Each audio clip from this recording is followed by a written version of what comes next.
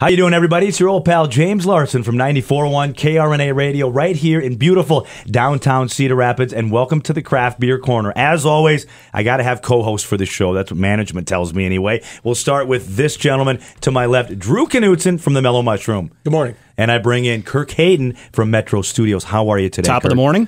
All right. Afternoon. So what is it? Is it morning? Is it afternoon? Evening. Should we say afternoon so they don't think we're drinking in the morning? We maybe should, but you know what? On this show, we always believe it's 5 o'clock somewhere. So if you've seen this podcast before, you know what we do. We take a behind-the-scenes look at the craft beer world. And today, we're talking about a Midwest beer. I've seen it in and around the Des Moines area, but they're releasing this now in eastern Iowa, where we're at, in Cedar Rapids in the Iowa City area. It is Burr Oak Brewery out of Columbia, Missouri. How do we get hooked up with these guys, Drew? Well, the owner, Craig Sticker, he came in last week with one of the distributors there at Manhaska, and they brought about 6 different beers in. I was really impressed with several of them, and was excited that we were going to get an opportunity to get the beer distributed, and so we may not always be on the leading edge, but we try to think that we're out front on a lot of things, and so that's what we're going to talk about today. Well, beer number 1, we'll start with Kirk. I'm not sure you're going to like this one because it's a Pilsner here. It's called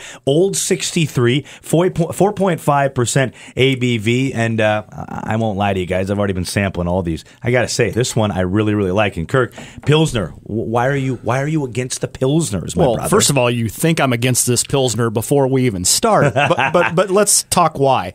First of all, with Pilsners, I can only gravitate back to that white can that says Miller Lite on it, Pilsner, which was one of your favorites. And but you know what? This is actually, I think, way better than that.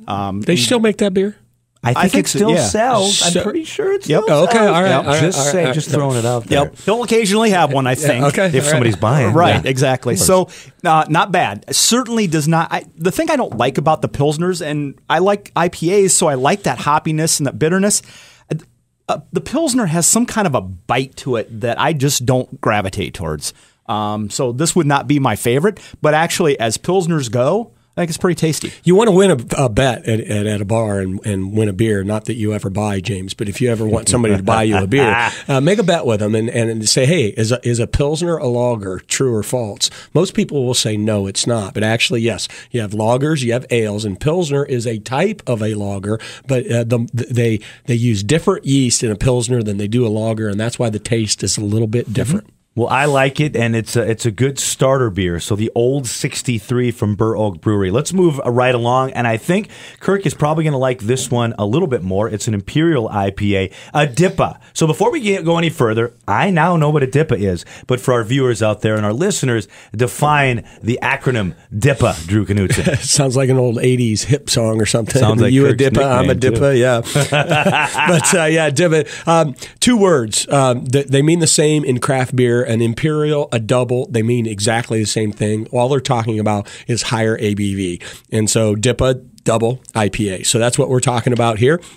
You'll see grapefruit IPA as well. So that's a Grippa. Yep, right. And so a Grippa, a DIPA. But this one's 7.6%. This is right in Kirk's wheelhouse. And a double IPA. But here's the difference. Okay, so we were a Pilsner, and now we're in an IPA. James, just take those 2 glasses side by side and just even put this one up to your nose. Yeah. Okay, to me, this smells like beer. This smells like old beer that you would smell the day after in a bar. Put this up to your mouth. It is so pleasing.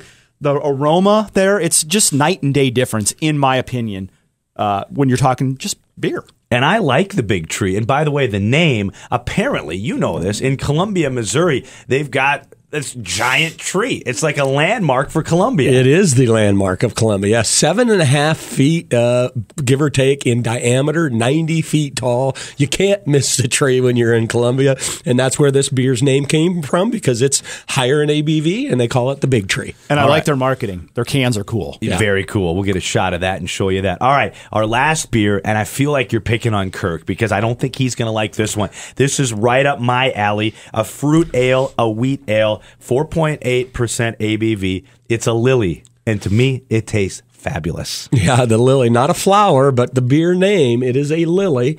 Yeah, and you can see there, very floral on the nose. Very floral. Very floral on the palate, and it should be. It's a fruit beer. Fruit beers are in the bigger category of wheat ales, but this one more fruit than the wheat taste of maybe like a Blue Moon. So, Kirk, what do you think of the Lily, my friend? Well, not bad. I am not going to completely diss it because I think it actually tastes pretty good. Definitely get that floral first taste. No, not bad.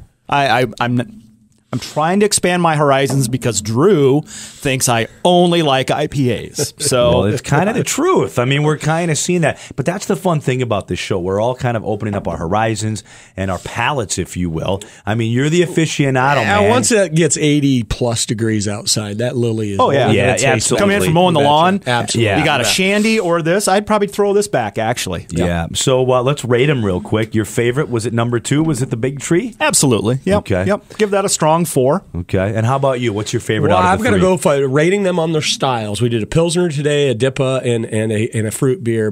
Rating on the style itself, I got to give the Old 63 the highest rating, only because I think it fits. They all fit their profile. I think this one fits the profile better in what to expect out of a Pilsner. All right. Well, before we wrap up the show, why don't we give a shout out to Craig? Craig runs the Burr Oak Brewery. You guys got to hang out in your restaurant in Coralville, the Mellow Mushroom, but seems like a real cool guy. Yeah, he's a real cool guy. He knows his beer. He knows history of beer, and he's the kind of guy that you could sit down and have a beer with. Absolutely. Absolutely. Well, Kirk, we're very excited for next week's show. Finally, we've been talking about it. We've been asking Drew to help us out. He was AWOL the other day, but you and I went to a brewery in downtown Cedar Rapids, Iowa. Very hip, very cool, and we're going to tour that next week. Yep, Thew Brewing, and went in and talked to the owners. They're excellent people. They got a really fun story going on, why they're there, why they exist on 2nd Avenue Southwest. And we sampled a couple of their beers. Spectacular.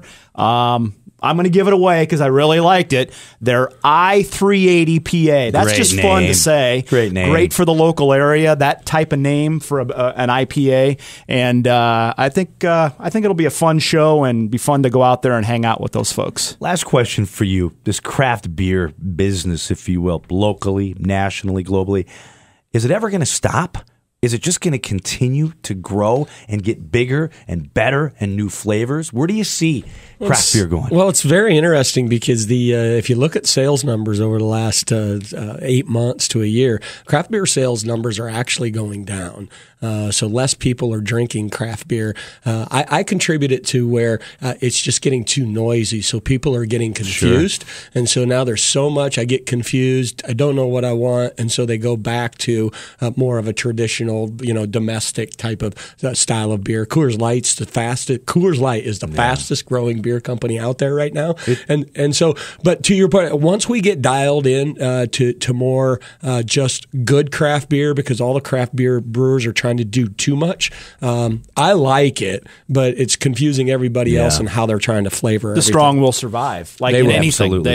absolutely. The people that are doing the best job they'll survive. Yep. Well, this show, we broadcast this at the 94.1 KRNA studios here in Cedar Rapids, Iowa. But Kirk, give us a plug for the Facebook page that they may be on right now and other ways to check out the Craft Beer Corner. Yep, go find us on Facebook on the Craft Beer Corner, and you can check out our weekly videos and these shows, as well as follow us if we're out and about. And we certainly want to plug all the great breweries in Iowa and the folks that are doing a great job, the establishments as well, that put this beer out so we can all enjoy it. Hey, we all have a friend that drinks beer.